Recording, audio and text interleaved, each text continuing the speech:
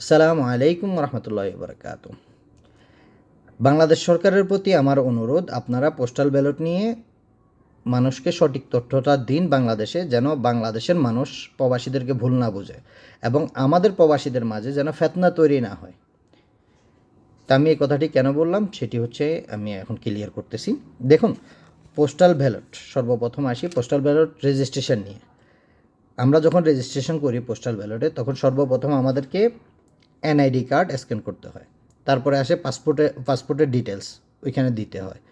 তারপরে হচ্ছে আমাদের ফেস স্ক্যান দিতে হয়। তারপরে হচ্ছে আমাদের সেলফি দিতে হয়। গেল 4 ধাপ। তারপরে রেজিস্ট্রেশন হয়। তারপরে আসে অ্যাড্রেস প্রুফ, মানে আমি কোন এরিয়াতে আসি, আমার পোস্ট অফিসের কোড কত সেটি দিতে হয়। এই 5টা ধাপের পরে আমরা রেজিস্ট্রেশন করতে পারি। গেল প্রথম ধাপ। এখন আসেন, বাংলাদেশ থেকে এই পোস্টাল ব্যালটটা পোস্ট অফিসে আসছে। বাংলাদেশ সরকার কিন্তু এটা পেড করে দিয়েছে। পেডটা হচ্ছে কতটুকু পর্যন্ত? পোস্ট অফিস পর্যন্ত। বাংলাদেশ থেকে পোস্ট অফিসে আসা পর্যন্ত সেটা পেড, এবং আবার ওই পোস্ট অফিস থেকে বাংলাদেশে যাওয়া পর্যন্ত টাকা পেড করা আছে।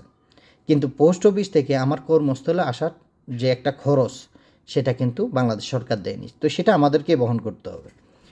এখন আসি, আমি যে এলাকায় কাজ করি, আমি হচ্ছে সৌদি আরবের নাজরান মশাইলিয়াতে কাজ করি। আমার এখান থেকে পোস্ট অফিসের দূরত্ব হচ্ছে প্রায় 30 থেকে 35 কিলোমিটার, অথবা এর চেয়ে সামান্য বেশি। যেখানে আমি যদি আপ ডাউন করতে যাই, আমার একজনের খরচ আছে 50 রিয়াল। 50 রিয়াল সমপরিমাণ প্রায় বাংলাদেশের 17 থেকে 1800 টাকা। অথবা আমি যদি এসপিএল থেকে তলব করে নিয়ে আসি, মানে আমার এলাকায় যদি ডেলিভারি নিয়ে আসি, তাহলে 30 রিয়াল এসপিএলকে দিতে হবে।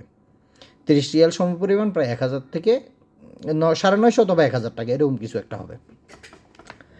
এখন আসুন মূল কথায়। যাদের কাছে আজকে বাহরাইনে পোস্টাল ব্যালট পাওয়া গেছে অথবা কুয়েতে পোস্টাল ব্যালট পাওয়া গেছে, তাদের কাছে কেন এতগুলো পোস্টাল ব্যালট পাওয়া গেছে?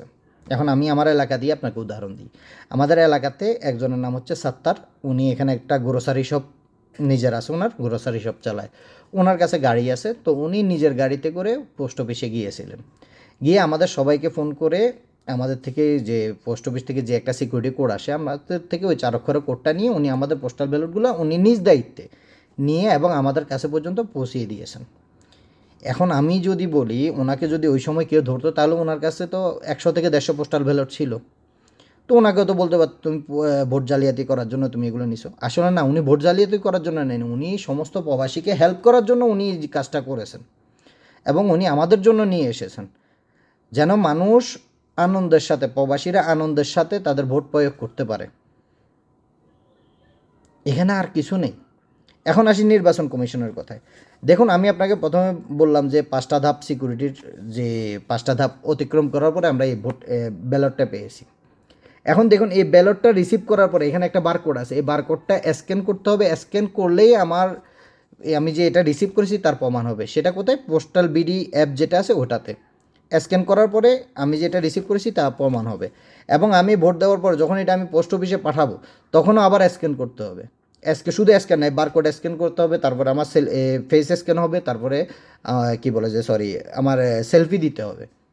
তারপরে এই ভোটটি গণনা করার জন্য উপযুক্ত হবে বাংলাদেশ সরকারের কাছে, এর আগে না।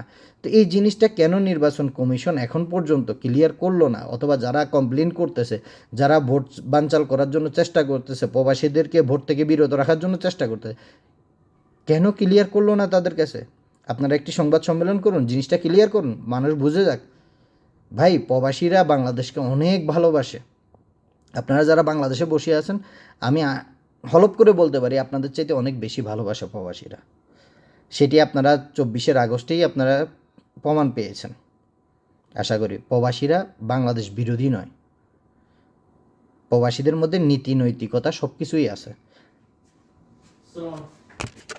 প্রবাসীরা একে অপরকে ভালোবাসে, এক প্রবাসী আরেক প্রবাসীকে নিজের ভাই মনে করে। আশা করি আপনাদের কাছে ক্লিয়ার জিনিসটা। আর আমি বাংলাদেশের জনগণের কাছে আন্তরিকভাবে অনুরোধ করব যে আপনারা প্রবাসীর ভিতরে দ্বন্দ্ব তৈরি করার চেষ্টা করবেন না। প্রবাসীর ভিতরে দ্বন্দ্ব তৈরি করে আপনাদের কোনো লাভ নেই। আর সরকারকে বলবো, আপনারা জিনিসটি অতি দ্রুত ক্লিয়ার করুন। যাওয়ার আগে একটি কথা আপনাদেরকে বলে যাই। আল্লাহর রাসূল মুহাম্মদ সাল্লাল্লাহু আলাইহি ওয়াসাল্লাম বলে গিয়েছেন, শেষ জামানায় ফিতনা এত বেড়ে যাবে যে মানুষ দাজ্জালের কপালে কাফের লেখা থাকা সত্ত্বেও তাকে চিনতে পারবে না। তো দাজ্জাল আসার রাস্তা কিন্তু এখন থেকে তৈরি হইতেছে, এটা আপনাদের বুঝতে হবে। দাজ্জাল তো আর একদিনে চলে আসবে না, আসার জন্য সময় এবং তার টাইমিং, তার যে একটা সেনাবাহিনী থাকবে সেগুলো তৈরি হইতে হবে। তো ফেতনাটা আগে আসছে, আমাদের মাঝে ফেতনাটা ছড়াইয়েন না। আপনারা জনগণের সামনে এসে ক্লিয়ার করুন যে পোস্টাল ব্যালটে কোনোভাবে জালিয়াতি করা সম্ভব না, আর জালিয়াতি হবেও না। ইনশাল্লাহ এটা আমি বলতে পারবো, কোনো প্রবাসী ভোট জালিয়াতি করবে না। ধন্যবাদ সবাইকে।